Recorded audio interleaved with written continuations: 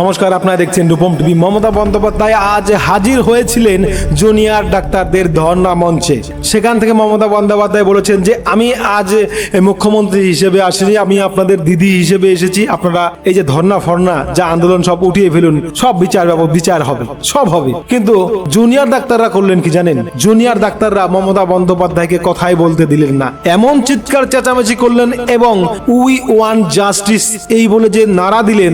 অবশেষে মমতা বন্দ্যোপাধ্যায় সেখান থেকে পালাতে বাধ্য হলেন। মমতার কোনো কথাই শুনলো না জুনিয়র ডাক্তাররা। তাদের একটাই কথা, আমাদের কোনো ভাতা কোনো টাকা লাগবে না, আমরা চাইছি শাস্তি হোক, যে দোষী তার ফাঁসি হোক। এবার মমতা বন্দ্যোপাধ্যায় বলছে আমরাও চাই শাস্তি হোক বা আমরাও চাই অমুক হোক। যে তাই চাইতেন তাহলে যাদের নামে মানে মামলা করা হয়েছে, যারা দোষী আপাতত, তাদের হয়ে কেন আইনজীবী লাগিয়েছেন? টাকা কেন তাদের বাঁচাতে টাকা খরচ করছেন? তাহলে কেন মমতা এবং মমতার পুলিশ প্রথমেই পদক্ষেপ নিল না? তো মানুষ বুঝতে পেরেছে এবং মমতাও বুঝতে পেরেছে পরিস্থিতি ভালো নেই, তাই ডাক্তারদের বোঝাতে সরাসরি মঞ্চে উপস্থিত হয়েছিলেন, কিন্তু কাজে দিল না মমতার এই নতুন চাল। অবশেষে পালাতে বাধ্য হলেন মমতা।